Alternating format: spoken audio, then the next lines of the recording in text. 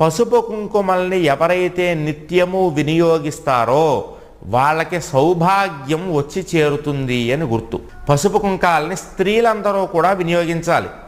ముత్తైదువులందరూ మరీ ముఖ్యంగా వినియోగించాలి.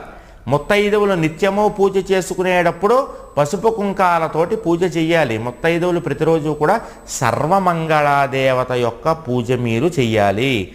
ఏ ముత్తైదువ అయితే, ఏ స్త్రీ అయితే ఇంట్లో సర్వమంగళాదేవత యొక్క పూజ చేస్తుందో ఆ స్త్రీ యొక్క భర్త సకల గండాల్ని తొలగించుకొని విశేషమైనటువంటి ధనాన్ని సంపాదిస్తాడు.